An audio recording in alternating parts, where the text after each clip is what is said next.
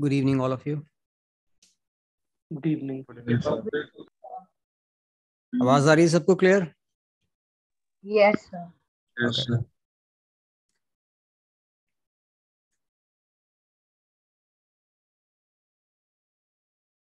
Booklet का page 81 निकाल लो।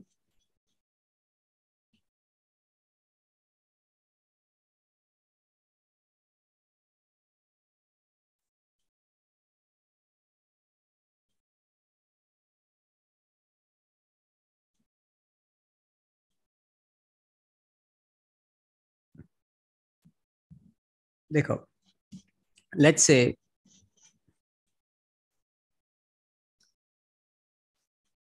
you have a reaction where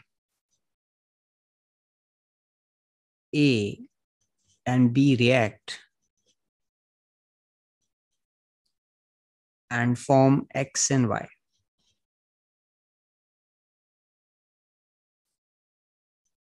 Any normal reaction, A and B are reactants and X and Y are products. मैं तुम्हें एक second के लिए बोलता हूं कि ये रिएक्शन हो रहा है और इसमें ए बहुत जल्दी खत्म हो रहा है। मेरी स्टेटमेंट सिर्फ ये है, ए बहुत जल्दी खत्म हो रहा है। तो खुद लॉजिकली सोचो, अगर ए जल्दी खत्म हो रहा होगा, ए अकेले तो रिएक्ट कर नहीं रहा होगा, बी के साथ ही रिएक्ट करेगा, तो बी भी जल्दी खत्म हो रहा होगा।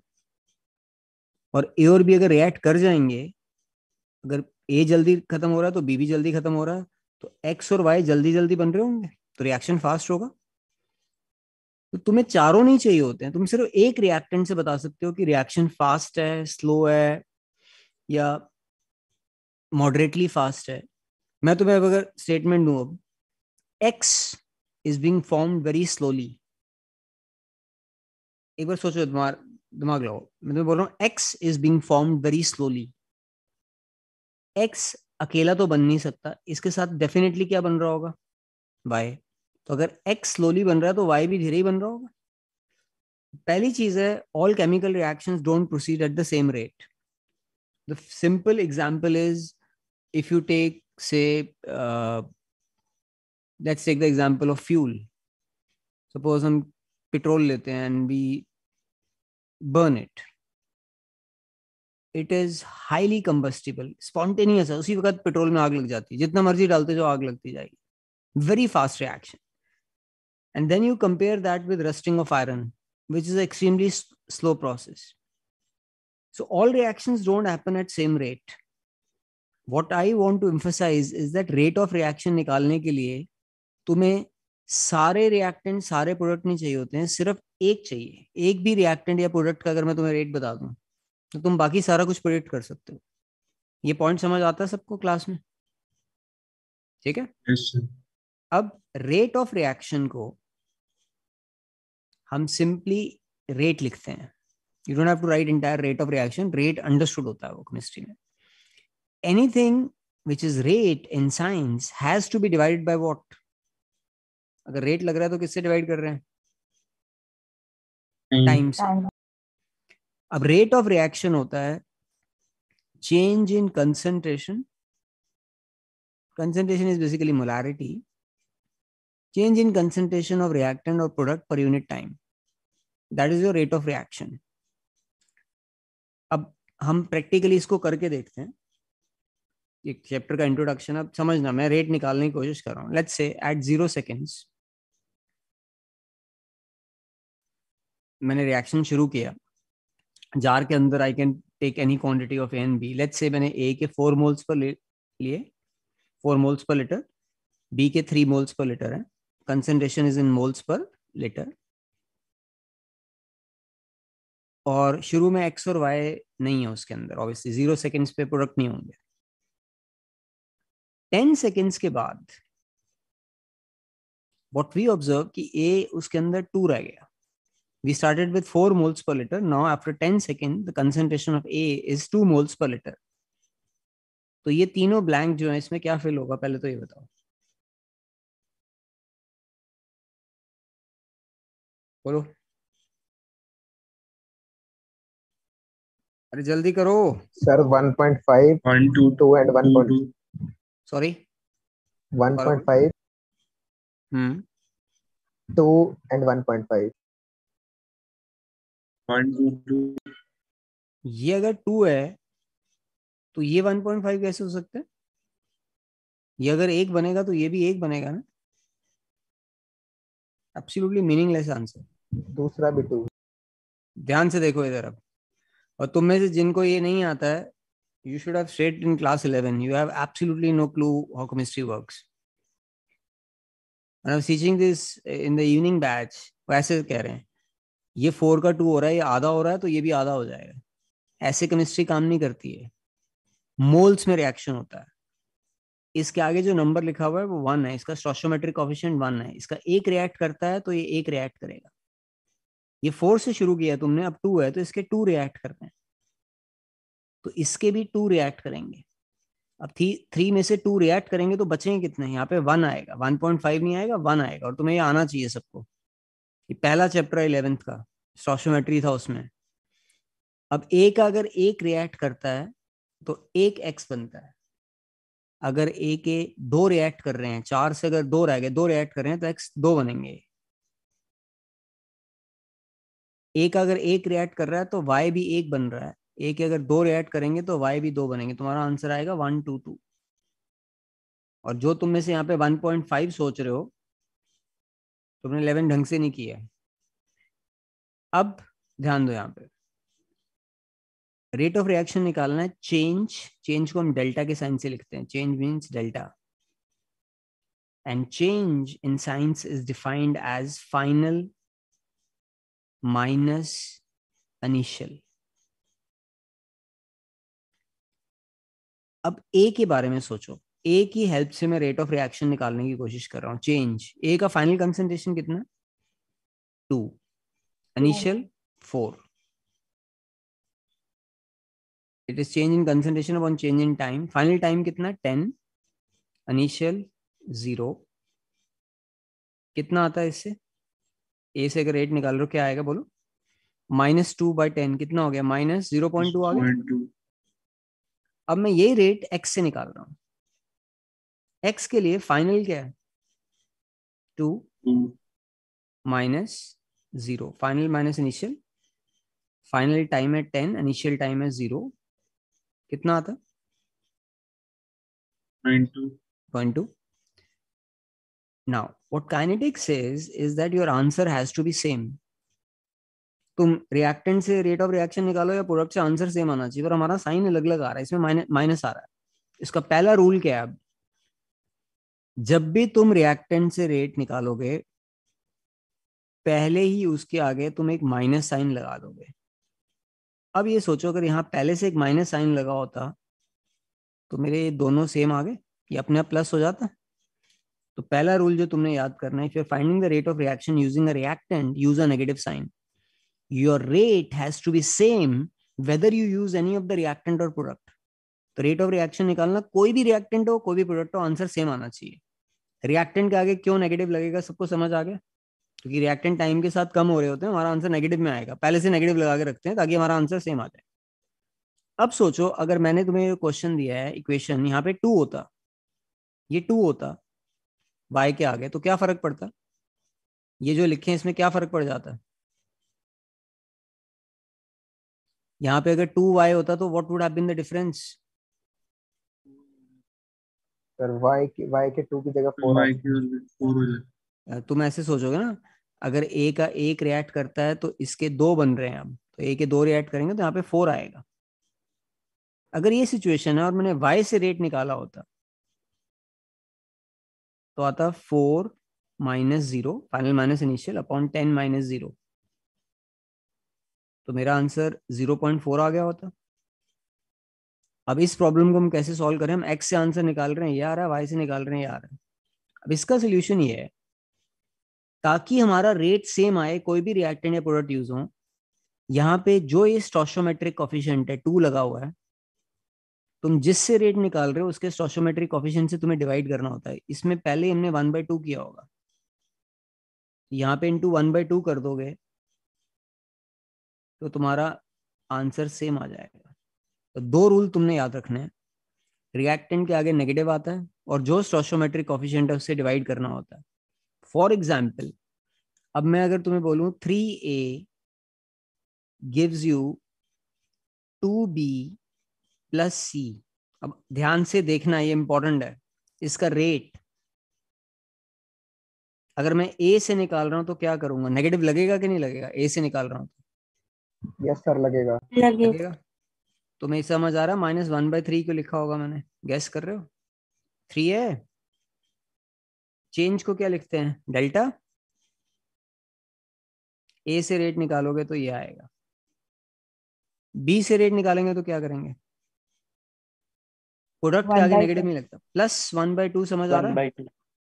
क्या लिखूं, delta B upon delta B by delta T. Delta T। और C से निकालोगे तो plus delta C by C delta upon T. Delta T।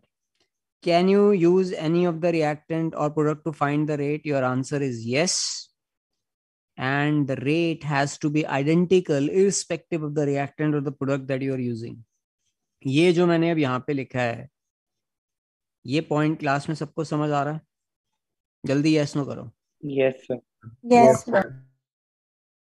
पूछ रहा है, डेल्टा सिंबल है, change is always final minus initial, याद रखना है इसको। अब बुक में देखो, यहां से अब तुम्हारा चैप्टर शुरू हो रहा है, very fast reaction, very slow, कुछ याद नहीं करना है इसमें। इस चैप्टर का पर्पस क्या है, ये तुम्हारा चैप्टर का पर्पस है, एक बार ये पढ़ लो जो मैंने हाईलाइट किया, जस्ट रीड इट वंस।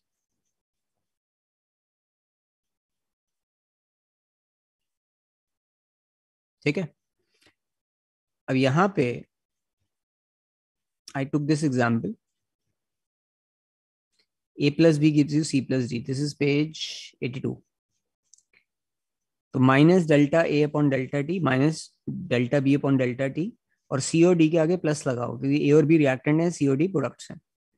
मैंने एग्जांपल लिया फिर PCl5 वाला, आई थिंक ये सेम है, उसकी तरह ही है। अब ये वाला एग्जांपल सबको समझ आता है, एक बार ये देखो, 5 Br माइनस है, तो मैंने -1/5 क्यों लिखा है, समझ आ रहा है सबको? Yes sir. और उस साइड पे Br2 जो बन रहा है उसके आगे +1/3 क्यों है, क्लियर है? Yes sir. What is rate of reaction, ये तुमने इंपॉर्टेंट 1 मार्क क्वेश्चन है बोर्ड एग्जाम के लिए, ये मार्क कर लो, इसमें इंपॉर्टेंट लिख लो। It is defined as a change in concentration of any one of the reactants or products per unit time. Now, concentration के यूनिट्स होते हैं मोल्स पर लीटर, कंसंट्रेशन है बेसिकली, तो मोल्स पर लीटर। अब तुम इसके unit बताने हैं किसी को, इसके यूनिट हो गए मोल्स पर लीटर, इस टाइम यूजली होता है सेकेंड्स में, तो तुम्हारे टाइम मतलब कोई भी मिनट्स में भी हो सकता है, पर मोल्स पर लीटर पर सेकेंड सबसे कॉमन यूनिट हो सकते हैं इसके। और जनरलाइज वर्जन में हम लिखते हैं कंसंट्रेशन पर टाइम, ये तुम्हें राइट वाले बॉक्स में उन्हें यहाँ पे लिखा हुआ है, देखो इसको जो मैं हाईलाइट कर रहा हूँ इसको टिक करो, what are the units of rate of reaction, पहले इसको टिक करो, ये तो नोट कर लो इसको, और सेकंड इसको टिक कर लो, ये दोनों टिक कर लो।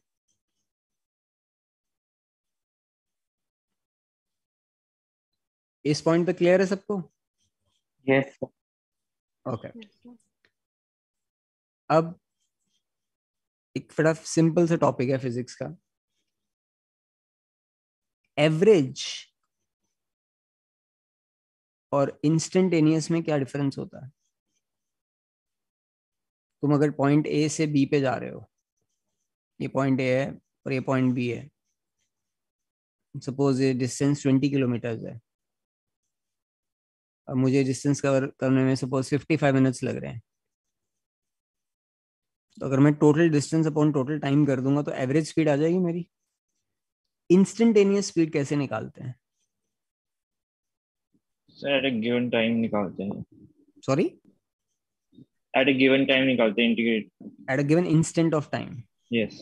तो basically that is what you have been doing in mathematics. तुम इंटरवल को छोटा करते जा रहे हो, तो डेल्टा टी, इंटरवल को छोटा करोगे तो dt बन जाएगा। डेरिवेटिव्स पढ़ा है आप लोगों ने? you're Yes, sir. dividing Yes, that sir. into infinite segments. Exactly वो हम पढ़ रहे हैं. हमारे लिए इंस्टेंटेनियस इतना इंपॉर्टेंट बिल्कुल भी नहीं है, but still you need to know. तो एक बार यहाँ से पढ़ लो.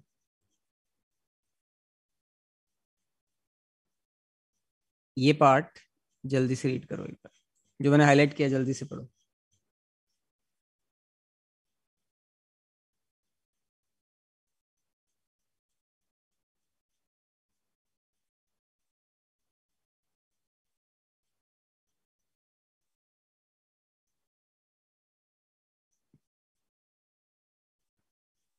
ठीक है, रीड कर लिया सबने. अब इसको मैथमेटिकली हम ऐसे लिखते हैं, very simple. This is average minus change in concentration of reactant upon change in time. Reactant के आगे माइनस लगता है, या plus delta P. P stands for product. As delta T tends to zero. एक इंस्टेंटेनियस रेट, अगर तुम rate निकाल रहे हो, it cannot be an instant of time, because instant of time पे तो डिवाइड किससे करोगे? anything when you're finding rate you have to divide by time, so it has to have something. So it tends to zero, it is not actually zero. तो delta R को हमने D R लिख दिया, D R by D T. ये instantaneous rate of reaction है, ये average rate of reaction है. दोनों में डिफरेंस समझ आ रहा है? Average is an interval, instantaneous is an instant of time. And you से that instant of time is almost equal to zero, not exactly zero but almost equal to zero. And that is a exact functionality of derivatives that you study in mathematics. We actually don't require this. हमें सिर्फ chemistry में एक definition याद करनी है. Board में सिर्फ एक चीज पूछ सकते हैं, इंस्टेंटेनियस रेट कैसे निकल सकता है? तुमने वहां पे लिखना है थ्रू ग्राफिकल मेथड. ये 3 लाइनें मार्क करके साइड पे इंपॉर्टेंट लिख लो. इसके ये तीनों मार्क कर लो लाइनें, और इसके साइड पे लिख लो important. Instantaneous rate can be determined graphically by drawing a tangent at time t on either of the curves for concentration of reactants or products versus time and calculating its slope. कोई भी एक graph ले लो, time versus reactant या time versus concentration of product. जिस instant पे तुमने instantaneous rate निकालना है, यू विल ड्रॉ, यहाँ पे लिखा हुआ है टेंजेंट. ये जैसे यहाँ पे बनाए, यहाँ पे टेंजेंट ड्रॉ करोगे and you will find the slope. Graph नहीं आएगा एग्जाम में. तुम्हें ये जो लिखा हुआ है सबको समझ आ रहा है? ये पॉइंट पेपर में निकालने के लिए नहीं आएगा. क्लियर है ये point? Yes, Yes, sir. sir. ठीक है. स्लोप सबको आता है निकालना? Yes, sir. Yes, sir. Yes, sir. Okay, I assume you know mathematics. अब तुम लोगों ने, मैंने तुम्हें बता दिया, 2 चीजें सिखाई हैं मैंने. पहला नेगेटिव लगता है रिएक्टेंट के आगे, और दूसरा स्टोइकोमेट्रिक कोएफिशिएंट से डिवाइड करना होता है. इसका सेकंड क्वेश्चन, ये क्वेश्चन मिनट्स को सेकंड्स में चेंज करने की जरूरत नहीं होती. काइनेटिक्स में मिनट्स में आंसर दे सकते हो तुम. जो मैंने हाईलाइट किया है क्वेश्चन, शुरू हो जाओ. सेकंड क्वेश्चन स्टार्ट करो, सारे चैट में भेजो आंसर.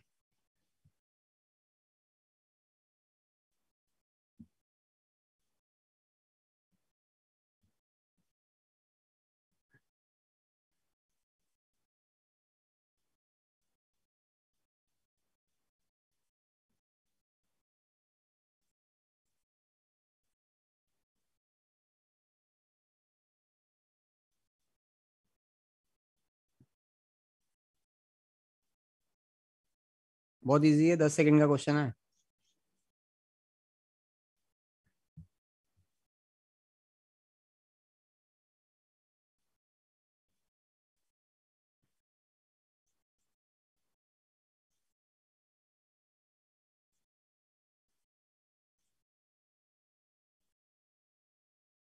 नहीं हो रहा बाकियों से?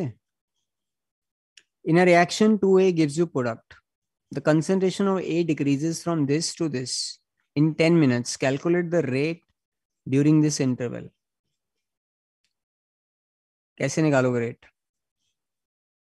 चेंज क्या होता है? Final minus initial. पहले तो तुम्हें ये क्लियर होना चाहिए कि अगर मैं ए से रेट निकाल रहा हूं, तुम्हें समझ आ रहा है -1/2 क्यों आएगा? आता है समझ? Yes, sir. माइनस क्यों आएगा? सर क्योंकि Reactant रिएक्टेंट है. और 1/2 क्यों लिखा मैंने? क्योंकि ए का कॉफिशिएंट क्या है? स्टोइशियोमेट्रिक कोफिशिएंट है। 2 है। डेल्टा का मतलब होता है change, delta A upon delta T. ये जो मैंने लिखा है, लिख लोगे बोर्ड के पेपर में, लिखा होगा, ये समझ आ रहा है सबको? Yes, sir. ठीक है, अब मैं सिर्फ वैल्यू पुट कर रहा हूँ, देखो यहाँ पे रेट -1/2 चेंज होता है। फाइनल, फाइनल है वो 0.4, इनिशियल है 0.5। यूनिट पूरे लिखने हैं आपने, मोल्स पर लीटर। नीचे तुमने लिखा 10 मिनट्स। ये 0.1 आ गया, तो बेसिकली तुम्हारे पास आ गया 0.1, वो माइनस माइनस 0.1 डिवाइडेड बाय 20 आ रहा है आप लोगों का, Yes, sir. Moles per litre पर मिनट। 1/20 कितना होता है? 0.05। 0.1/20 करोगे तो 0.005 आ जाएगा। 0.005 यूनिट सेम है, मोल्स पर लीटर पर मिनट। या तुम इसको देख सकते हो, ऐसे नहीं लिखा तुम लोगों ने तो पावर में दे सकते हो, 5 × 10⁻³ मोल्स पर लीटर पर मिनट। क्लियर है सबको answer? Yes, sir. Yes, Okay. sir. इसके ऊपर वाला क्वेश्चन तुमने घर पे कंप्लीट करना है, करके मुझे मैं बुक फिल कर लेना उसकी। नेक्स्ट देखो अब कंसेप्ट, अब ये इंपॉर्टेंट है, इस पे एक चीज बोर्ड एग्जाम में आई थी। ऑब्वियसली ये चैप्टर का स्टार्ट है तो ज्यादा चांस नहीं होता आने का। अब बिल्कुल ध्यान से समझना, ये इंपॉर्टेंट है। 2NH3 gives you N2 plus 3H2. I will use all the three to find the rate. Rate will be equal to -1/2 delta NH3 upon delta T. Everybody is clear with this? Yes, sir. Or Yes, I sir. can say what? Plus delta N2 upon delta T. और अगर H2 से निकालूंगा तो क्या आएगा? Plus 1/3 Plus Plus 1/3. 1/3 delta Delta H2 upon delta H2 T. Upon delta T. मेरी बात बिल्कुल आराम से पेशेंटली सुनना, अब ये इंपॉर्टेंट है। ये पूरी चीज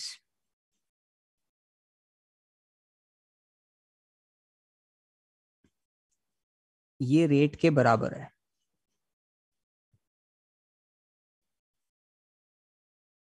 +1/3 delta H2 upon delta T is equal to rate है। ये इसको मैं अब सर्कल कर रहा हूं, ये this is rate of formation of H2।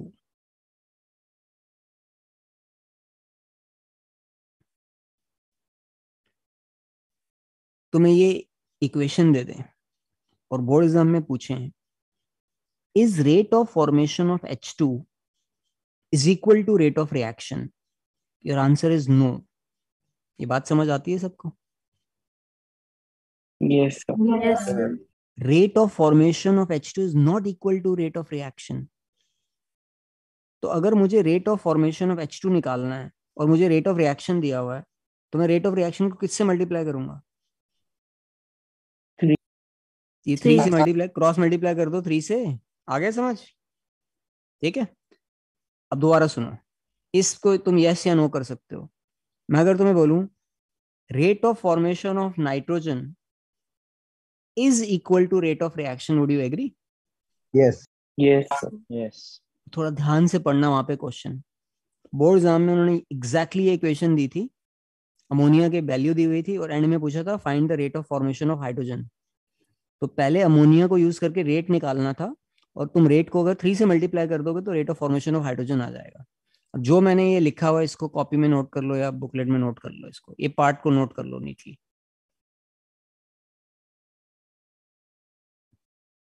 Rate of formation of hydrogen is not equal to rate of reaction. Just keep that in mind.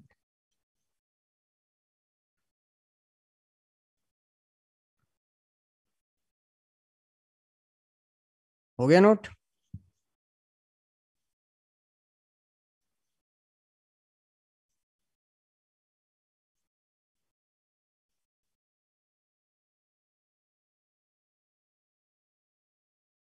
Yes, sir.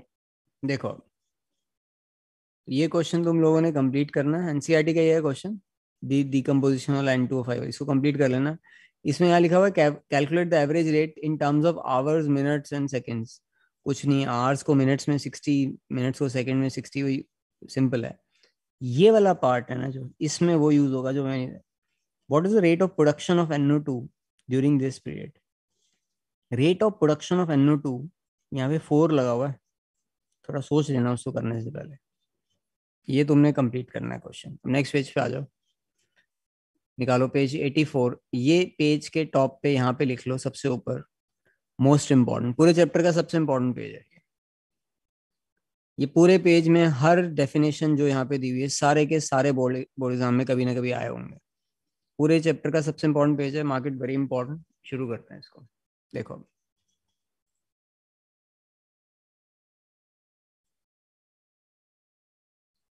हमारे पास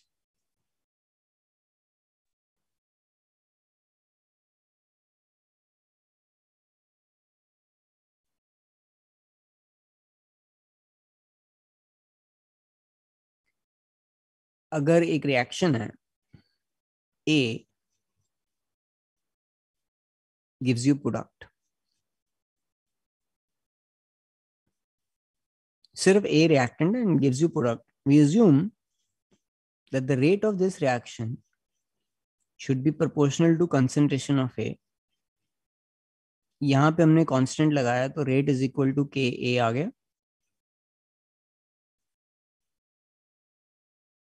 So if A gives you product, rate should be proportional to concentration of A and rate के इसमें constant हो गया। इससे थोड़ा सा हम complicated case लेते हैं। सपोज हम बोलते हैं A plus B gives you product, तो इसमें रेट किस पे डिपेंड करना चाहिए? इस केस में, सेकंड केस में, rate should depend upon the concentration of A, it should depend on concentration of B। यहाँ पे हमने कांस्टेंट लगाए अगर प्रोपोर्शनैलिटी का, तो के ए बी ऐसे आ गया। थर्ड केस लेते हैं। If I tell you it's 2A plus B gives you product,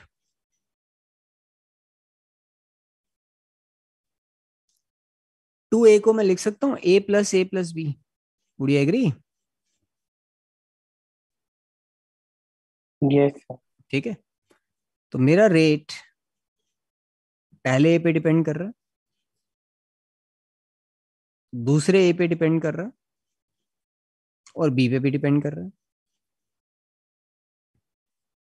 हमारा rate is equal to K A square B आ जाएगा। ये जो लिखा है समझ आ रहा है? जल्दी बोलो, यस नो करो। Yes, sir. Yes, sir. तुम जो स्क्वायर ब्रैकेट लगाते हो ना, इसका, इस ब्रैकेट का मतलब होता है केमिस्ट्री में moles per litre. Square bracket only means moles per litre. अब ये जो मैंने लिखा है, this looks very common sensical, कि अगर ए रिएक्टेंट है then common sense is that rate should depend on A. अगर ए और बी दो रिएक्टेंट है then the rate should depend on A as well as on B. Now in actual practice this may और may not be true.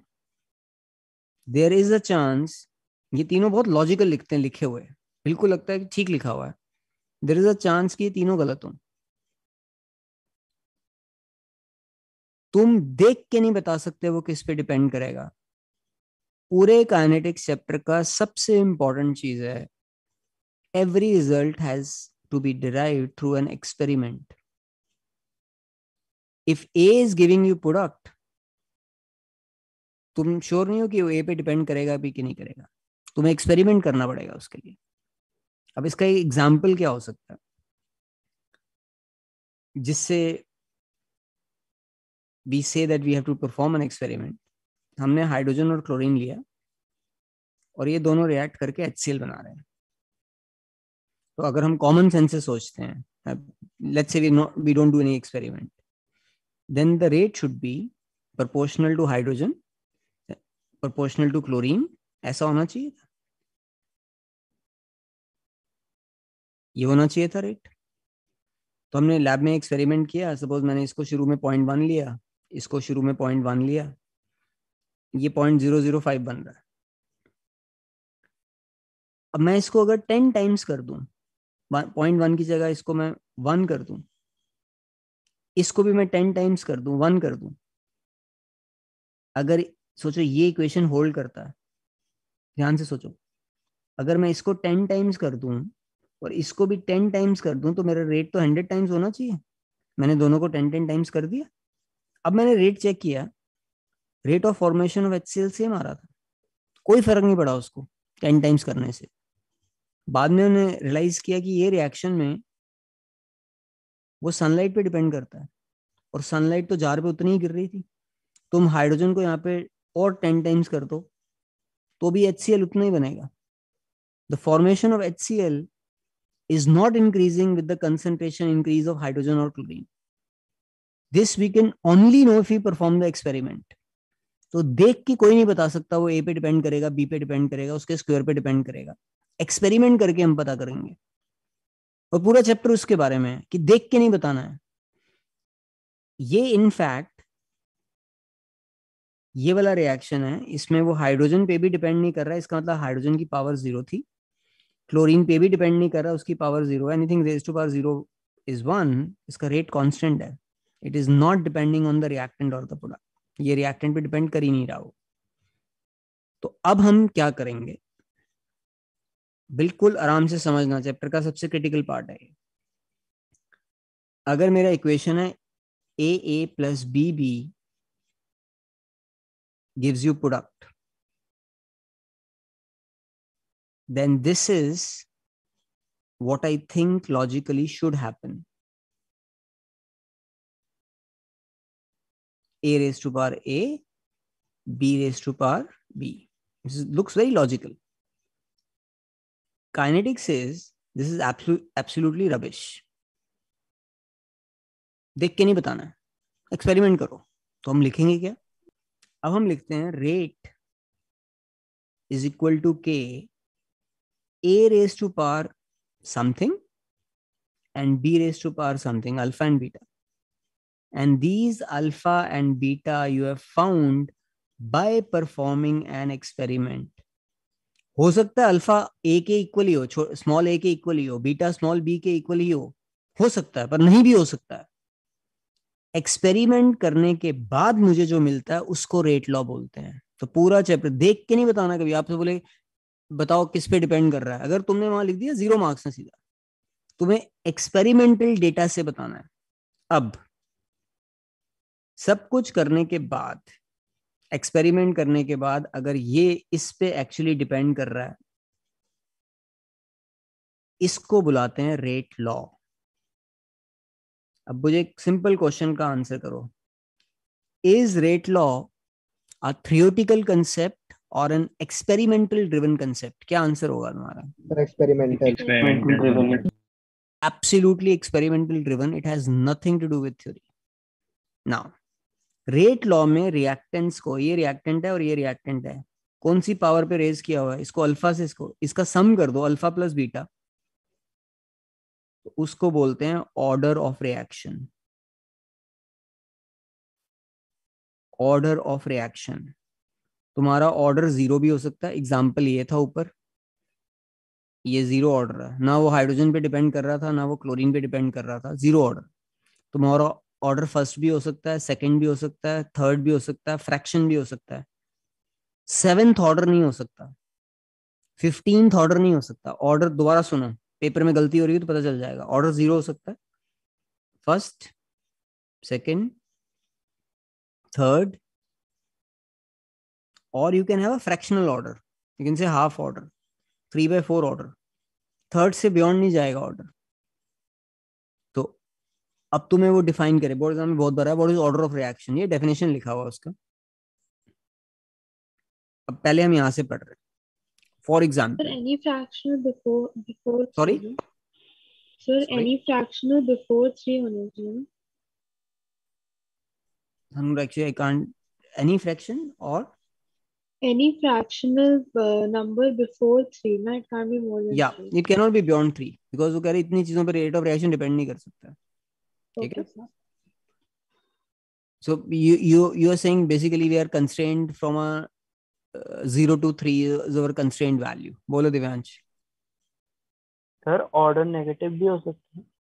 Order negative rare होता है, पर किसी particular reactant का ऑर्डर नेगेटिव भी हो सकता है. इसका मतलब तुम अगर रिएक्टेंट को बढ़ा रहे हो, रिएक्शन स्लो हो रहा है, नेगेटिव ऑर्डर का मतलब ही निकलता है. ठीक है. ओके हो सर. सकता है negative for a particular reactant, it can be negative also. अब यहाँ पे देखो, focus for next 5 minutes, they are going to be very important. 7 number का चैप्टर है ये बोर्ड एग्जाम में, 10% of your chemistry, and the entire chapter is based on this one single page. बिल्कुल आराम से समझना. ये क्वेश्चन लिए हमने. अब मैंने यहाँ लिखा है from the kinetic study of the reaction the rate of reaction has found to be. ये समझ आया. इसमें मैंने A raise to power A नहीं लिखा, A raise to power alpha, B raise to power beta है. पढ़ो ये क्या लिखा हुआ है. Where alpha and beta are powers to which molar concentration of reactants A and B are raised. ये 3 लाइनें अंडरलाइन कर लो बुकलेट में. It may be noted that the value of an alpha and beta are determined experimentally and may or may not be equal to A and B coefficients in the reaction. The above expression is called rate law. K in the above equation is proportionality constant called rate constant. In the above equation, alpha plus beta is equal to order of reaction. Rate law में reactants को जिस power पे raise किया गया है, अगर मैं उसको simply if I add those powers, I will get my order of reaction.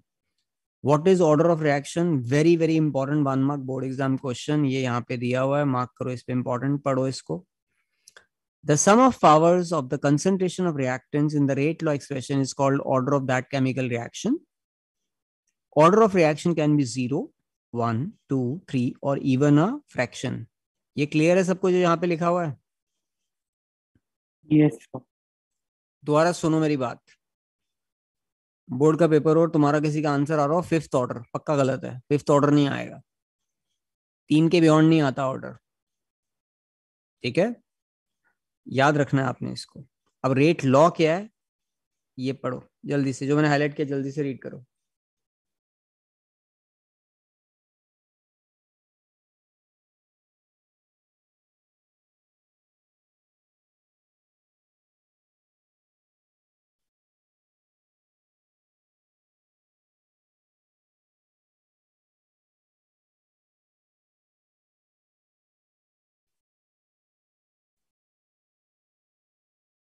ठीक है. Yes sir. अब मुझे बताते जाना, मैं यहाँ 2-3 चीजें लिख रहा हूँ, तुम आंसर करना. अब तुम बताना, अगर मैंने सारा एक्सपेरिमेंट करने के बाद, let's say I perform an experiment, I end up with the final rate law as rate is equal to K. कौन सा ऑर्डर बनता है? 0. जीरो. order. जीरो ऑर्डर होगा. अगर मेरा आंसर आया rate is equal to K ए, कौन सा ऑर्डर आता है? First order. First order. अगर मेरा ऑर्डर आ रहा है rate is equal to K A square है या ए बी, ये कौन सा ऑर्डर है? सेकंड. Second. अब हम यूनिट सीख रहे हैं. क्लास के स्टार्ट में हमने रेट के यूनिट्स देखे थे. रेट के यूनिट सबसे कॉमन यूनिट होते हैं moles per litre, time usually seconds में होता है, पर सेकंड. तो जीरो ऑर्डर के लिए कुछ और चीज है नहीं, तो के यूनिट्स यही हो जाएंगे. तो कोई तुम्हें पूछे के यूनिट्स क्या होंगे जीरो ऑर्डर में, तुमने लिखना है moles per litre per second. अब हम आते हैं फर्स्ट ऑर्डर पे, के यूनिट निकालने. रेट के यूनिट सेम रहेंगे, मोल per litre per second. Concentration होता है मोल्स पर लिटर. तो ये मोल पर लिटर इधर और इधर से कट गया, तुम्हारे के यूनिट आ गए पर सेकंड. तो फर्स्ट ऑर्डर में के यूनिट होते हैं पर सेकंड, पर टाइम. सेकंड ऑर्डर पे आते हैं, रेट के यूनिट वही है मोल्स पर लीटर पर सेकेंड, 2 बार है कंसंट्रेशन यहाँ पे, ये मोल पर लीटर, बी भी किस में है, मोल पर लीटर, एक तो कट जाएगा। अब ये मोल पर लीटर अगर इस साइड है तो उधर जाके क्या हो जाएगा, लीटर पर मोल हो जाएगा, आ रहा है समझ, इन्वर्स हो जाएगा। सेकेंड ऑर्डर में के यूनिट होते हैं लीटर पर मोल पर सेकेंड। तो अब तुम्हें ये पूछें जो रेट कांस्टेंट है के, क्या उसके यूनिट सेम रहते हैं हर ऑर्डर के लिए, तुम्हारा आंसर है नहीं। यूनिट्स ऑफ के विल चेंज। यूनिट्स ऑफ के डिपेंड ऑन व्हाट, क्या लिखना है वहां पे, यूनिट्स ऑफ के depend on order, order of reaction. Page के एंड पे देखो, बिल्कुल लास्ट में देखो पेज के, ये लाइन मार्क्ड है, टिक करो इस पे, वेरी इंपॉर्टेंट लिखो। अब यहाँ पे मैंने जीरो ऑर्डर के लिए लिखे हुए हैं, सेम हो जाएगा ना जीरो तो। फर्स्ट ऑर्डर के लिए पर सेकंड है, एक ही है, इसमें लीटर और मोल यूज नहीं हो रहा। सेकंड ऑर्डर के लिए लीटर पर मोल। अब तुमने बोर्ड एग्जाम के लिए nth ऑर्डर याद करके जाना है, nth ऑर्डर, ये nth ऑर्डर पे टिक कर लो, यही याद कर लेना है। अब ये तुम्हारे सामने है, if I tell you the order of reaction is 3/2, ये ऑर्डर है, मुझे ये बता दो के यूनिट्स क्या होंगे, फटाफट निकालो। अगर ऑर्डर 3/2 है तो के यूनिट्स बता दो, nth ऑर्डर में जाके पुट कर दो, nth ऑर्डर तुम्हारे सामने है, भेजो आंसर चैट में।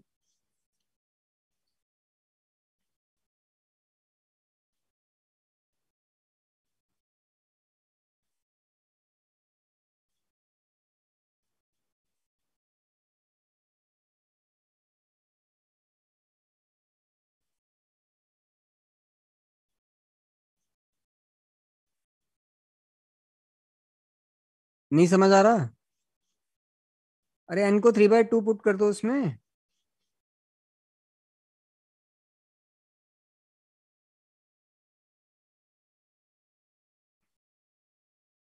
क्या रहा आंसर,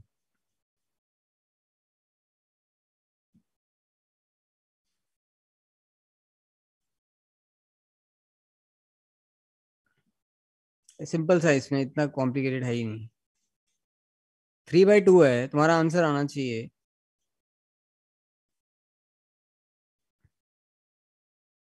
बोलूं क्या कर रहे हैं कोई, litre half mole minus half पर सेकेंड, आता है समझ सबको ये, आ रहा है नहीं आ रहा, जल्दी बोलो।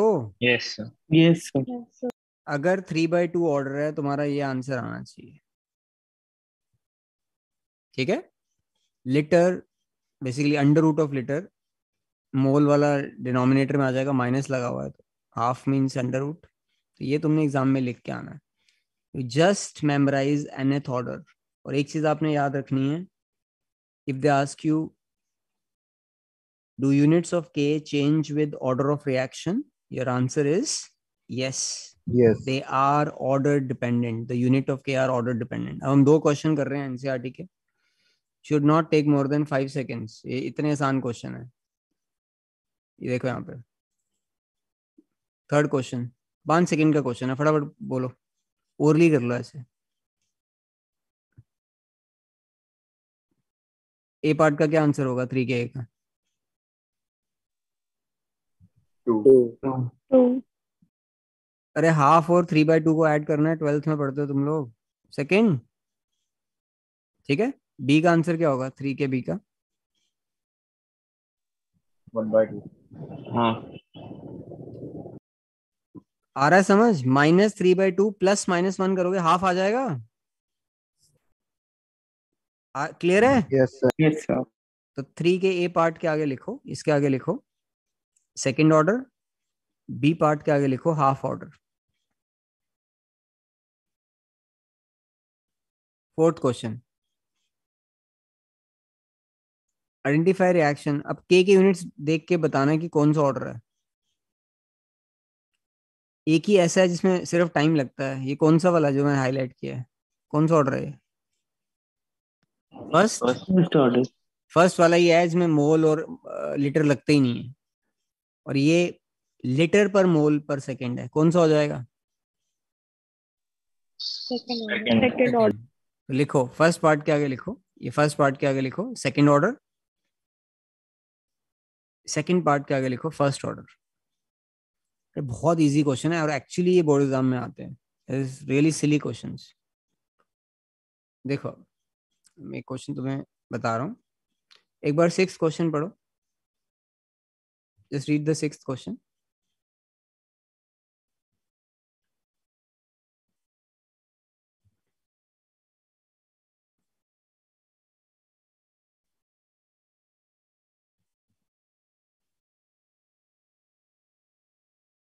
ये मैं जो आई वाज टेलिंग यू कि तुम्हारे पास एक्सपेरिमेंटल डेटा होना चाहिए, वही है।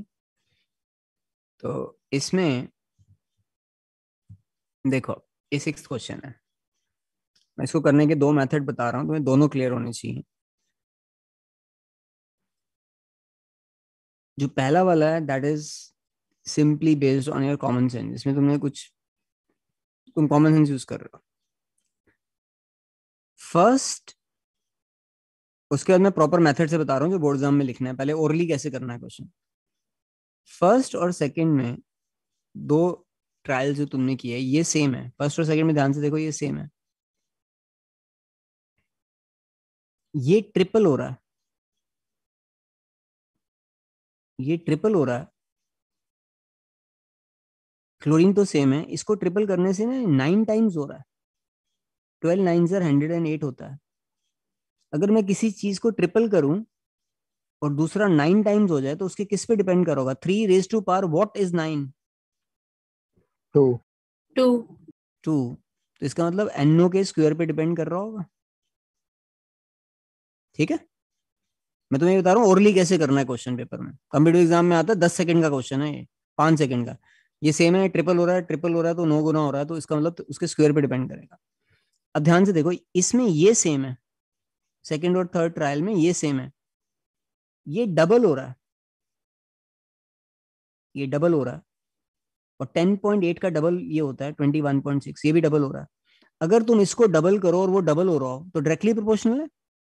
सोचो अगर वो डबल हो रहा होता और वो 4 टाइम्स हो रहा होता तो उसका स्क्वायर होता, पर अगर वो डबल हो रहा है वो भी डबल हो रहा है तो डायरेक्टली प्रोपोर्शनल है। इसका मतलब क्लोरीन के 1 पावर पे डिपेंड करेगा। तो ओवरऑल तुम्हारा rate will be equal to K Cl2 into NO का स्क्वायर, ये आंसर आएगा। समझ आ रहा है?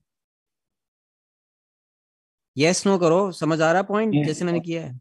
Yes sir. ठीक है। Yes. अब एग्जाम में तुम सीधा नहीं लिख के आ सकते, क्वेश्चन 2-3 नंबर का आता है, पूरा लिख के आना है। अब लिखना क्या है, मैं लिख रहा हूं, मेरे साथ साथ इसको नोट कर लो। अब देखो, अब तुमने वहां शुरू करना है question, let rate is equal to, exam में ये सोल्यूशन है इसका, वैसे तो देख के हो जाता है पर लिखोगे क्या वो बता रहा हूँ। Rate is equal to K Cl2 raise to power alpha and NO raise to power beta, लिख दिया हमने। अब जाके पहला एक्सपेरिमेंट की वैल्यू पुट कर दो इसमें। इनिशियल रेट लिखा हुआ है 1.2 इंटू 10⁻⁻⁴, के पता नहीं है, chlorine 0.01 raise to power alpha, NO 0.01 raise to power beta. पहला एक्सपेरिमेंट पुट कर दिया। अब सेकेंड एक्सपेरिमेंट पुट कर रहे हैं, 10.8 into 10⁻⁻⁴, K 0.01 raise to power alpha, 0.03 raise to power beta. Third experiment put कर रहे हैं 21.6,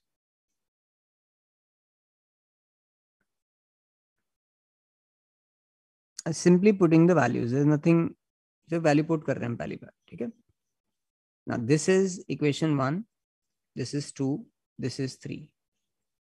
तुम अगर इसमें 2 डिवाइडेड बाय 1 करोगे तो क्या आएगा? अब सोचो जरा, ये सेकेंड इक्वेशन को 1 से डिवाइड कर दो, तो 10.8 इंटू 10⁻⁴ को इससे डिवाइड किया 1.2 से, 9 आ गया। 9 इज इक्वल टू ये ध्यान से देखो, ये के कट जाएगा, ये भी कट जाएगा। अगर 2/1 कर रहे हो, आ रहा है समझ? तो 0.03 upon 0.01 raise to power beta आएगा। आ रहा है समझ इतना point? Yes sir. Yes sir. क्या लिखूं मैं? 0.03 upon 0.01 raise to power beta. This can be rewritten as 9 is equal to 3 raised to power beta. Guess करो मैं 3 को किस पे रेज करूंगी 9 आ जाए? 2। बीटा क्या हो जाएगा? 2। अब तुम कर रहे हो 3/2। सोचो क्या कटेगा 3/2 करोगे तो?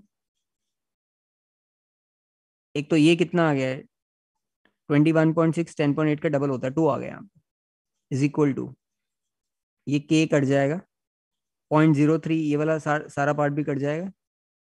तो तुम्हारे पास आ जाएगा 2 raise to power alpha. 2 raise to power alpha अगर 2 है तो इम्प्लाइज अल्फा कितना होगा?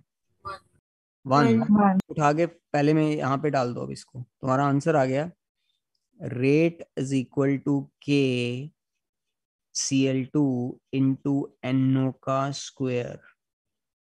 अब ये चीज जो हमने आंसर निकाला है वो हम कॉमन सेंस से भी निकालते तो वही आता। अब बताओ, इसको देख के मुझे आंसर करो, ये कौन सा ऑर्डर है? Which order reaction? This is which order reaction? Third. Third. Board exam में तुम्हें पूछे this is which order with respect to chlorine? With respect to Cl2 ये फर्स्ट ऑर्डर है। विद रिस्पेक्ट टू NO कौन सा order है? Second. और overall कौन सा ऑर्डर है? Third order. Third. आ गया समझ? Yes, sir. सबको Yes. समझ आया क्या किया? वैल्यू पुट करके डिवाइड कर दो, ठीक है। अब इसमें ये क्वेश्चन अभी तुमने करना है। एक एक चीज देखो यहाँ पे, जैसे एक क्वेश्चन है, ओरली वाला पार्ट देखो, ओरली कैसे, उसका मैं तुम्हें देता हूँ एक क्वेश्चन। इसमें ये सेम है, फर्स्ट और सेकंड रन में देखो, ये डी सेम है। ए कितना हो रहा है यहाँ से यहाँ तक? ये क्या हो रहा है? 1.1 से 2 डबल हो रहा है। ये डबल हो रहा है, 21 का 4 टाइम्स होता है 84। ये अगर डबल हो रहा है और ये 4 टाइम्स हो रहा है तो ए के किस पे डिपेंड कर रहा होगा? अगर उसको वो डबल हो रहा है, वो 4 टाइम्स है, तो किस पे डिपेंड कर रहा होगा? 2. स्क्वायर। स्क्वायर। ए स्क्वायर आता है, सबको क्लियर है पॉइंट? ठीक है। अरे बी सेम है यहाँ पे, देखो यहाँ पे ए अगर डबल हो रहा है और वो 4 टाइम्स हो रहा है तो उसके स्क्वायर पे डिपेंड करेगा। अब यहाँ पे ए सेम है, बी कितना हो रहा है? डबल। उसका कोई इफेक्ट नहीं हो रहा, इसका मतलब बी पे डिपेंड नहीं करता होगा। बी की पावर क्या हो जाएगी? 0। आ रहा है समझ? आया पॉइंट? Yes sir. ठीक है। Yes, sir. अब इसमें हम ऐसे ही करते हैं, तुम ये सोचो अगर मैंने सब सारी इक्वेशन लिखी होती, पूरी पूरी इक्वेशन, 3/2 करता तो क्या आता? Can anybody tell me? सोचो मैंने फर्स्ट इक्वेशन भी लिख दी, वैल्यू पुट कर दी, सेकंड में भी 3/2 करता तो क्या आता? You should have got, you will and up with, जब 0 होता है ना ऐसे आता है तुम्हारे पास, आता 1 is equal to 2 raise to power beta, ऐसे आ जाता इसी क्वेश्चन में। तो तुम इसको सॉल्व करोगे, मैं 2 को किस पावर पे रेज करूंगी 1 आ जाए। Anything raise to power, what is 1? 0. 0। 0. ऐसे आएगा वो, ठीक है। तो इस क्वेश्चन का आंसर, ये कौन सा क्वेश्चन है, इसका नंबर है 7। इसका आंसर नोट कर लो और मैं फिर तुम्हें क्वेश्चन देता हूँ करने के लिए। इसका 7th का आंसर नोट कर लो, तुम्हारा आंसर आएगा rate is equal to K A square. ये इसका आंसर है, तुमने डिवाइड करके शो करना है वहां पे पेपर में। अब तुम लिखो एक क्वेश्चन। अब मैं तुम्हें जो यहाँ पे क्वेश्चन दिए हूँ उससे हल्का सा मुश्किल क्वेश्चन दे रहा हूँ, दिमाग लगाना, डिवाइड करना। एक बार अगर अल्फा या बीटा में से एक वैल्यू निकल आए तो उसकी वैल्यू फिर पुट भी कर सकते हैं हम दूसरे को निकालने के लिए। ट्राई करो, नोट करो इस क्वेश्चन को।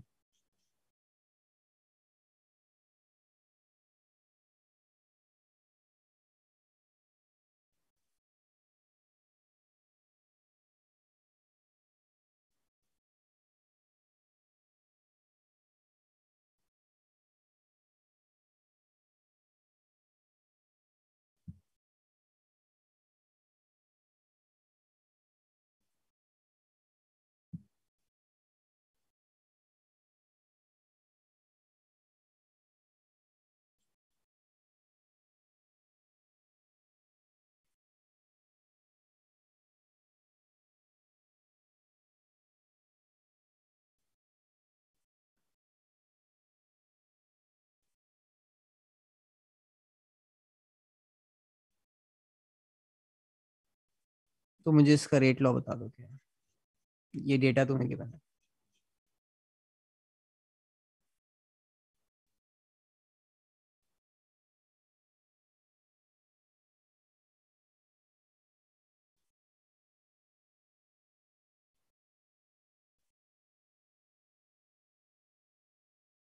जिसका हो जाए चैट में भेजो और दिमाग लगाओ। लास्ट क्वेश्चन आज की क्लास का। और तुम लोगों को, जिसको मैं एक वीडियो भेजूंगा, जिसको लॉग एंटी लॉग नहीं आता, बिल्कुल नहीं आता लॉग एंटी लॉग, वो वीडियो देख लेना। अब you can get marks in kinetics without knowing log और an anti log, but still अगर आता होगा तो तुम्हें एडवांटेज होगा। तुम्हें से सब किसी को आता है लॉग एंटी लॉग देखना आता है? नहीं आता? Nobody knows. Okay.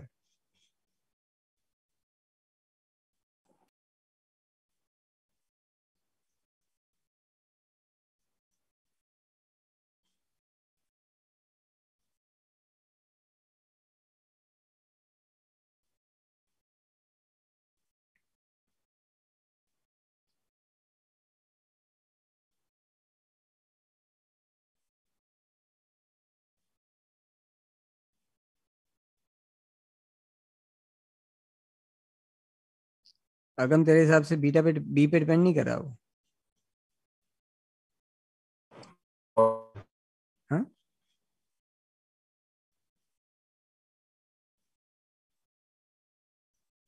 ध्यान से कर।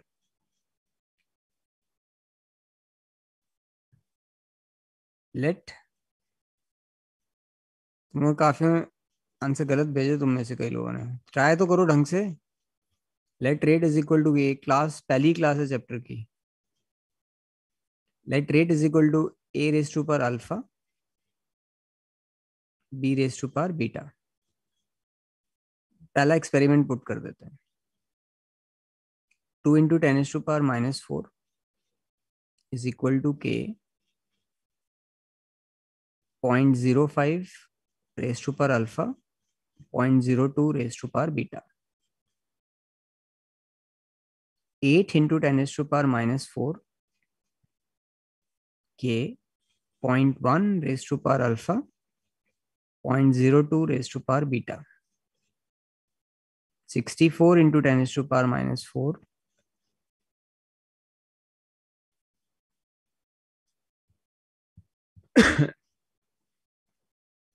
अब इसमें this is 1, this is 2, this is 3। तुमने किया 2 डिवाइडेड बाय 1।